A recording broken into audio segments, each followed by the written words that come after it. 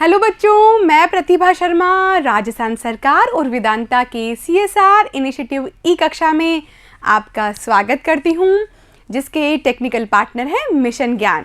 बच्चों, हम 6 चैप्टर पढ़ रहे हैं जिसका नाम है विश्व मानव अधिवास, यानी कि हम बात कर रहे हैं मानव बस्तियों के बारे में।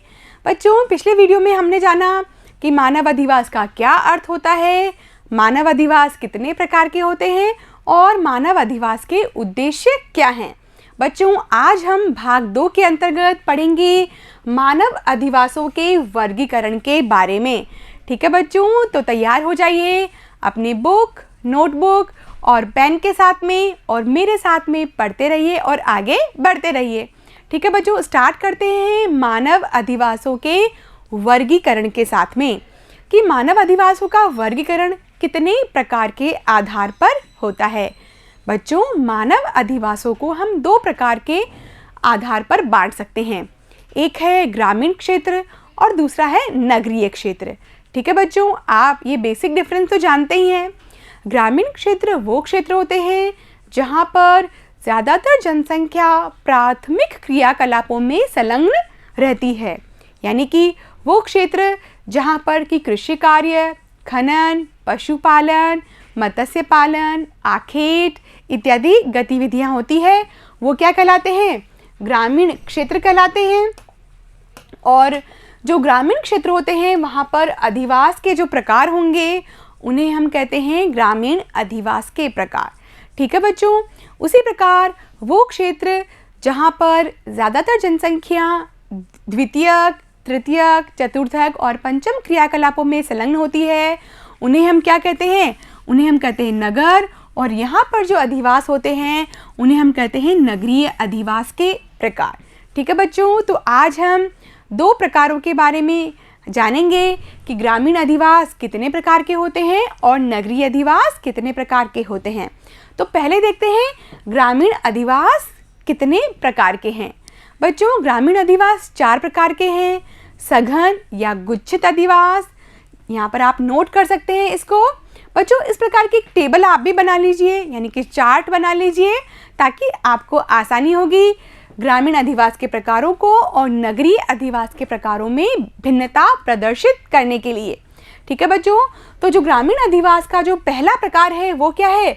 सघन या फिर गुच्छित अधिवास।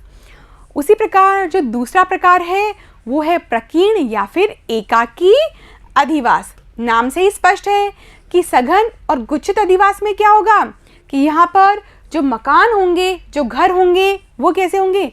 वो पास पास में होंगे। उसी प्रकार प्रकीर्ण और एकाकी अधिवास में जो घर, मकान होते हैं वो दूर दूर होते हैं। बच्चों, तीसरा प्रकार है मिश्रित अधिवास। तो बच्चों, आप यहाँ पर नोट कर लेंगे कि जो तीसरा प्रकार है वो क्या है? मिश्रित अधिवास है। ठीक है, यानी कि यहाँ पर जो घरों की संख्या होगी ना तो ज़्यादा होगी और ना ही कम होगी, यानी कि सघन और प्रकीर्ण के बीच का जो अवस्था है वो क्या कहलाएगी? मिश्रित अधिवास की कहलाएगी। उसी प्रकार जो चौथा प्रकार है वो क्या होगा? पल्ली अधिवास। तो हम जानेंगे एक एक करके सभी अधिवासों के बारे में। उसी प्रकार देखते हैं जो नगरीय अधिवास है, इसमें आते हैं बच्चों नगर, महानगर, सन्नगर और वृहत नगर। आज हम भाग 2 के अंतर्गत पढ़ेंगे ग्रामीण अधिवासों के प्रकार के बारे में। नगरीय अधिवासों का जो प्रकार है उसके बारे में हम पढ़ेंगे अगले वीडियोस के अंदर। ठीक है बच्चों, तो आज हमारा जो मुख्य बिंदु है वो क्या है? ग्रामीण अधिवास के प्रकारों में जानने का। तो बढ़ते हैं बच्चों आगे और देखते हैं कि ग्रामीण अधिवास या फिर ग्रामीण बस्तियां होती क्या है। जैसे कि हम जानते हैं कि गाँव की जो अर्थव्यवस्था होती है उसका आधार क्या होता है? प्राथमिक क्रियाकलाप होते हैं। और आप ये भी जानते हैं कि प्राथमिक क्रियाकलाप में कौन कौन सी एक्टिविटीज़ होती है, जैसे कि कृषि कार्य, खनन, पशुपालन, मत्स्य पालन, खाद्य संग्रहण इत्यादि। तो बच्चों, आप लिख लेंगे इसके बारे में कि ग्रामीण अधिवासों की अर्थव्यवस्था प्राथमिक व्यवसायों पर निर्भर होती है। आप जानते हैं ना कि व्यवसाय 5 प्रकार के होते हैं और उसमें से एक जो ग्रामीण अर्थव्यवस्था होती है वहाँ पर प्राथमिक व्यवसायों की प्रधानता होती है। देखते हैं वो कौन कौन से हैं। ये देखिए बच्चों, आप नोट करेंगे कृषि, पशुपालन, लकड़ी काटना, मछली पकड़ना, खनन एवं वनों से प्राप्त पदार्थों का संग्रहण करना, जिसे हम खाद्य संग्रहण भी कहते हैं। इन कौन सी एक्टिविटी में आता है? प्राथमिक क्रियाकलापों में आता है। और गाँव के लोग ज़्यादातर क्या कार्य करते हैं? प्राथमिक व्यवसायों का कार्य ही करते हैं। तो बच्चों, ऐसे क्षेत्र जो कि प्राथमिक व्यवसायों पर निर्भर होते हैं उन्हें हम ग्रामीण अधिवास कहते हैं। ठीक है बच्चों, अब आप नोट करेंगे कि ग्रामीण अधिवास कितने प्रकार के होते हैं। तो अभी भी आपने जाना था ना कि ग्रामीण अधिवास 4 प्रकार के होते हैं। सघन या गुच्छित अधिवास, दूसरा था प्रकीर्ण या फिर एकाकी अधिवास, तीसरा है मिश्रित अधिवास और चौथा है पल्ली अधिवास। तो बच्चों, आप इन बिंदुओं को भी नोट कर लेंगे कि ग्रामीण अधिवास के प्रकार मकानों की संख्या और उनके बीच की दूरी के आधार पर किए गए विभाजन को अधिवासों का प्रकार कहा जाता है। बच्चों, आप गांव और शहर कहीं ना कहीं तो रहते हैं और आप देखते हैं कि कभी कभी मकानों के बीच की जो दूरी होती है वो कम होती है और कभी कभी ये बहुत ज़्यादा होती है। ठीक है, तो इसी आधार पर क्या डिवाइडेशन किया गया है ग्रामीण अधिवासों के प्रकार का। देखते हैं, हमारा जो पहला प्रकार है वो है सघन या फिर गुच्छित अधिवास। इसके अंतर्गत क्या होता है कि जो घर होते हैं वो पास पास में बने हुए होते हैं। तो सबसे पहले इसी के बारे में पढ़ लेते हैं, सघन या फिर गुच्छित अधिवास। ठीक है बच्चों, आप नोट करेंगे इसके बारे में कि सघन और गुच्छित अधिवास बिल्कुल पास पास बने होते हैं। और बच्चों, जिस समाज में ऐसी व्यवस्था होती है वहाँ पर जो सामाजिक संबंध होते हैं वो भी बहुत प्रगाढ़ होते हैं। और हम तो कहाँ की बात कर रहे हैं? हम बात कर रहे हैं ग्रामीण क्षेत्रों की। और आप जानते हैं कि ग्रामीण क्षेत्रों में जो सामाजिक प्रगाढ़ता है वो शहरों से ज़्यादा होती है। और इसका एक कारण क्या है कि जो घर होते हैं वो पास पास होते हैं। ठीक है बच्चों, तो आप नोट करेंगे सघन या फिर गुच्छित अधिवास के बारे में। इन ग्रामीण अधिवासों को पुंजित, सहत, संकेंद्रित और संकुलित आदि नामों से भी जाना जाता है। यानी ये सब क्या है? इसके पर्यायवाची शब्द हैं। आप इसे पुंजित भी कह सकते हैं, सहत भी कह सकते हैं, संकेंद्रित भी कह सकते हैं और संकुलित भी कह सकते हैं। इसमें सभी आवास आसपास बने होते हैं और सभी आवास एक स्थान पर संकेंद्रित होते हैं और बाहरी आक्रमणों का मिलकर मुकाबला करते हैं। बच्चों, जब प्रारंभ में अधिवास एक साथ बनना शुरू होंगे तो क्या सोचा गया होगा? यदि हम सब लोग संगठित होकर रहेंगे तो जो बाहरी व्यक्ति उनके ऊपर हमला करेंगे उनसे उनकी सुरक्षा हो जाएगी। वैसे भी कहते हैं ना, संगठन में शक्ति होती है। तो इसीलिए इस प्रकार की व्यवस्था प्रारंभ हुई और इसमें आवासों की संख्या 40-50 से लेकर सैकड़ों तक हो सकती है। ठीक है बच्चों, तो ये क्या था? सघन और गुच्छित अधिवास के बारे में एक छोटा सा वर्णन। अब हम देखेंगे कि सघन अधिवासों का वितरण कहाँ है, यानी वे कौन कौन से क्षेत्र हैं जहाँ पर सघन अधिवास मिलते हैं। तो देखते हैं बच्चों, गंगा सतलज का मैदान, मालवा का पठार, विंध्यन का पठार और नर्मदा घाटी के जो क्षेत्र हैं वहाँ पर सघन अधिवासों का वितरण हमें मिलता है। इसके अलावा जो राजस्थान का मैदानी भाग है, यानी राजस्थान का जो पूर्वी भाग है, वहाँ पर भी सघन अधिवास देखने को मिलते हैं। बच्चों, हम शहर की बात नहीं कर रहे हैं, हम बात कर रहे हैं गाँव की। ग्रामीण अधिवासों के प्रकार पढ़ रहे हैं और ग्रामीण अधिवासों का पहला प्रकार पढ़ रहे हैं हम सघन या फिर गुच्छित अधिवास। अब आप ये सोच सकते हैं कि शहरों में तो सारे घर ही बिल्कुल पास पास बने होते हैं। तो बच्चों, यहाँ पर हमारा उद्देश्य कुछ और है और हम बात कर रहे हैं ग्रामीण अधिवासों के प्रकार के बारे में। ठीक है बच्चों, तो बच्चों देख लेते हैं सघन अधिवासों का वितरण भारत के मानचित्र पर। सबसे पहले देखते हैं, ये देखिए बच्चों, मालवा का पठार जो मध्य प्रदेश में स्थित है। उसी प्रकार विंध्य श्रेणी और सतपुड़ा श्रेणी के बीच में नर्मदा नदी बहती है। तो नर्मदा नदी की घाटी में जो क्षेत्र है वहाँ पर भी हमें सघन बस्ती देखने को मिलती है। इसके अलावा राजस्थान का ये जो पूर्वी भाग है यहाँ पर भी सघन बस्तियाँ होती है। अब हम बात कर लेते हैं हमारे दूसरे प्रकार की, जिसका नाम है प्रकीर्ण या फिर एकाकी अधिवास। बच्चों आप भी हेडिंग डालेंगे। नाम से ही स्पष्ट है कि प्रकीर्ण और एकाकी अधिवास किसे कहते हैं। बच्चों यहाँ पर जो घरों की दूरियाँ होती है वो बहुत ज़्यादा होती है, दूर दूर बिखरे हुए घर होते हैं, इसीलिए इसे क्या कहा, प्रकीर्ण या फिर एकाकी अधिवास। ग्रामीण क्षेत्रों में अपने खेतों पर ही मकान बना लिए जाते हैं, जिससे क्या होता है, एक खेत में बना हुआ मकान दूसरे खेत में बने हुए मकान से अपेक्षाकृत दूरी पर होता है। इसीलिए बच्चों यहाँ पर जो ग्रामीण रहते हैं उनमें सहयोग की भावना भी कम होती है और ये आपस में मिलते जुलते भी कम हैं। तो बच्चों लिखेंगे इसके बारे में।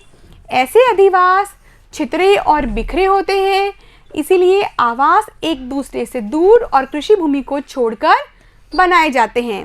आवास एक दूसरे से दूर होते हैं, व्यक्ति एकाकी रूप में रहते हैं और व्यक्ति इंडिपेंडेंट यानी कि स्वतंत्र जीवन यापन करते हैं।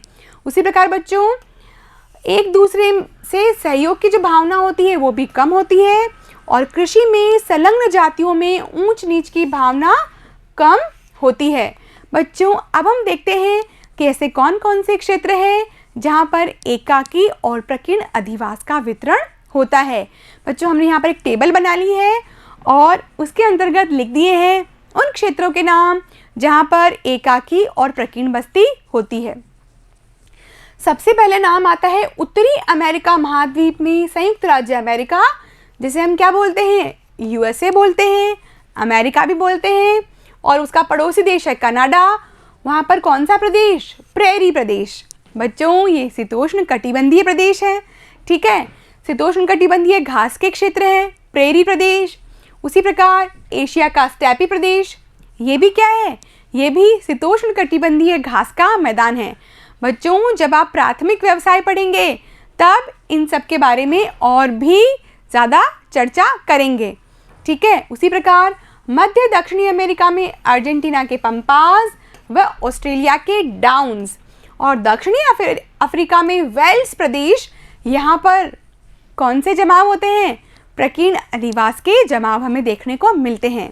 तो बच्चों ये सब जो एक साथ यहाँ पर दिया हुआ है ये सब क्या है, ये शीतोष्ण कटिबंधीय घास के मैदान हैं, ठीक है बच्चों। तो आप लिख लेंगे इन सब के बारे में। उत्तरी अमेरिका महाद्वीप में संयुक्त राज्य अमेरिका और कनाडा का प्रेरी प्रदेश, एशिया के स्टेपी प्रदेश, मध्य दक्षिणी अमेरिका में अर्जेंटीना के पंपास और ऑस्ट्रेलिया में डाउन्स और दक्षिणी अफ्रीका में वेल्स प्रदेश, ठीक है बच्चों। इसके अलावा भारत में गंगा के खादर क्षेत्र, क्या होते हैं खादर क्षेत्र, बच्चों आपने कक्षा 11 में भी अध्ययन किया है इसका और कक्षा 9 में भी अध्ययन किया है, ठीक है, लेकिन एक बार फिर से बता देते हैं कि गंगा के खादर क्षेत्र क्या हैं। खादर क्षेत्र वो क्षेत्र होते हैं जहाँ पर प्रति वर्ष नवीन मिट्टी की चादर बिछ जाती है, यानी कि नवीन मिट्टी की परत जहाँ पर प्रतिवर्ष बिछ जाती है उन्हें हम नवीन जलोढ़ कहते हैं या फिर खादर कहते हैं। तो वहाँ पर भी कौन से जमाव देखने को मिलते हैं, प्रकीर्ण या फिर एकाकी अधिवास। उसी प्रकार हिमालय पर्वतीय क्षेत्र में तराई और भाबर क्षेत्र। तो बच्चों देख लेते हैं कि तराई और भाबर प्रदेश में क्या अंतर है। बच्चों जो भाबर प्रदेश होता है वहाँ पर क्या होता है, हिमालय से आने वाली नदियाँ जब मैदानी क्षेत्रों में आती है तो बड़े बड़े पत्थरों में लुप्त हो जाती है, ठीक है बच्चों। इस प्रकार से नदी आएगी और वो लुप्त हो जाएगी, जबकि तराई क्षेत्रों में यह पुनः दिखाई देने लगती है, ठीक है। तो हमने क्या जाना, खादर क्षेत्र, तराई और भाबर प्रदेश। एक बार हम इन सबको मानचित्र पर भी देख लेते हैं, ठीक है बच्चों। तो सबसे पहले हम देखेंगे शीतोष्ण कटिबंधीय घास के मैदानों को विश्व मानचित्र पर। ये देखिए बच्चों, संयुक्त राज्य अमेरिका और जो कनाडा का संयुक्त क्षेत्र है ये कहलाता है प्रेरीज प्रदेश, और ये क्या है, शीतोष्ण कटिबंधीय घास के मैदान। उसी प्रकार बच्चों अर्जेंटीना में आप देख सकते हैं ये पंपास क्षेत्र है, और अफ्रीका महाद्वीप में दक्षिणी अफ्रीका के अंतर्गत ये वेल्ड क्षेत्र है। यूरोप और एशिया में स्टेपीज प्रदेश हैं, ये भी क्या है, शीतोष्ण कटिबंधीय घास के मैदान हैं। और ऑस्ट्रेलिया महाद्वीप में दक्षिणी ऑस्ट्रेलिया के अंतर्गत डाउन्स क्षेत्र हैं, यहाँ पर भी हमें प्रकीर्ण या फिर एकाकी अधिवास देखने को मिलते हैं। उसी प्रकार बच्चों जो भारत देश है भारत देश के अंतर्गत आप हिमालय पर्वत का जो दक्षिणी भाग है, ठीक है बच्चों, जहाँ पर नदियाँ उतरती है तो वो क्या बना देती है, वो बना देती है भाबर, तराई प्रदेश और खादर प्रदेश। तो इस बेल्ट में भी हमें क्या देखने को मिलेगा, हमें एकाकी अधिवास देखने को मिलते हैं, ठीक है बच्चों। इसके अलावा राजस्थान के भी कुछ ज़िले हैं जहाँ पर हमें एकाकी अधिवास देखने को मिलते हैं। तो देखते हैं वो कौन कौन से ज़िले हैं। बच्चों आप नोट कर लेंगे, उदयपुर, राजसमंद, डूंगरपुर, प्रतापगढ़ और बांसवाड़ा ज़िले। बच्चों आप इसे अपनी राजस्थान के एक ब्लैंक पॉलिटिकल मैप में नोट करेंगे। और बच्चों एग्ज़ाम की दृष्टि से भी बहुत महत्वपूर्ण है कि आपको सभी ज़िलों की लोकेशन बहुत अच्छे से मालूम होनी चाहिए। तो देखते हैं वो कौन कौन से 5 ज़िले हैं। ये देखिए बच्चों, राजसमंद, उदयपुर, प्रतापगढ़, बांसवाड़ा और डूंगरपुर, ये वो 5 ज़िले हैं जहाँ पर एकाकी अधिवास देखने को मिलते हैं, ठीक है बच्चों। तो हमने क्या क्या जान लिया है, हमने सघन अधिवासों के बारे में पढ़ा और प्रकीर्ण अधिवासों के बारे में पढ़ा। अब हम पढ़ेंगे किसके बारे में, मिश्रित अधिवासों के बारे में, ठीक है बच्चों। और अब आपको पता है कि मिश्रित अधिवास क्या होते हैं। ये देखिए बच्चों, सघन अधिवास और प्रकीर्ण अधिवासों के बीच की जो अवस्था है, सघन अधिवास में क्या होता है कि घर बहुत पास पास में बने हुए होते हैं, जबकि प्रकीर्ण अधिवास में घर बहुत दूर दूर बने होते हैं। मिश्रित अधिवास में जो घरों की स्थिति होती है वो मध्यम स्तर की होती है, यानी कि ना तो ज़्यादा पास और ना ज़्यादा दूर। और बच्चों मिश्रित अधिवास की एक और विशेषता है कि यहाँ पर किसी एक ही परिवार में जब व्यक्तियों की संख्या बढ़ जाती है तो क्या होता है, वो मिश्रित अधिवास बन जाता है। तो आप नोट कर लेंगे इसके बारे में। इन अधिवासों को अर्ध सघन या फिर अर्ध केंद्रीय अधिवास भी कहा जाता है। किसी परिवार की संख्या में वृद्धि होने से आवासों की संख्या बढ़ने के कारण उत्पन्न होती है, ठीक है बच्चों। इसका एक उदाहरण है कोटा जिला। राजस्थान का कोटा जिला कहाँ स्थित है, ये देखिए बच्चों, ये राजस्थान का कोटा जिला है और यहाँ पर एक सांगोद तहसील है और उसमें एक गांव है खुर्द गांव। वहाँ पर इस प्रकार का मिश्रित अधिवास देखने को मिलता है। बच्चों ये प्रश्न बोर्ड परीक्षा में भी पूछा जा चुका है, तो आप वितरण को अधिक महत्व दीजिए और उनके जो सभी उदाहरण हैं उन्हें अच्छे से याद कर लेंगे, ठीक है बच्चों। अब हम पढ़ेंगे अगला बिंदु, इसका मतलब है पल्ली या फिर पुराना अधिवास। बच्चों जो ग्रामीण संरचना है वो बहुत टिपिकल होती है, यानी कि हम देखते हैं इनमें जाति पाति की भावना भी बहुत ज़्यादा होती है और ऊंच नीच की भावना भी बहुत ज़्यादा होती है। तो गाँव में जो बस्तियाँ होती है उसमें अलग अलग जाति के लोग जब अलग अलग अपना घर बना के रहते हैं, यानी अलग अलग जाति के लोग एक समूह में रहते हैं, तो वो क्या कहलाती है, पल्ली या फिर पुराना अधिवास कहलाती है। तो इसके बारे में भी नोट कर लेंगे आप। इस प्रकार के अधिवासों में आवास एक दूसरे से अलग होते हैं किंतु एक ही बस्ती में बसे होते हैं। और बच्चों इस बस्ती में एक ही जाति के लोग रहते हैं, ठीक है। बस्ती के अलग अलग भागों में अलग अलग जातियों के लोग रहते हैं और ये हमें कहाँ मिलता है देखने को, पर्वतीय प्रदेशों की निचली घाटियों में और खनन क्षेत्रों में इस प्रकार के आवास देखने को मिलते हैं, ठीक है बच्चों। तो आज हमने क्या जाना कि ग्रामीण अधिवासों के कितने प्रकार होते हैं, 4 प्रकार होते हैं, सघन या फिर गुच्छित अधिवास, प्रकीर्ण या एकाकी अधिवास, तीसरा देखा हमने मिश्रित अधिवास और चौथा था पल्ली या पुराना अधिवास। तो बच्चों आप इन सब बिंदुओं के अच्छे से नोट्स बना लेंगे और अपनी नोटबुक में नोट कर लेंगे, ठीक है बच्चों। मैं समझती हूँ कि आपको बहुत अच्छे से ये भाग समझ में आ गया होगा। अब हम मिलेंगे अगले भाग में, भाग 3 के साथ। तब तक पढ़ते रहिए और आगे बढ़ते रहिए। धन्यवाद।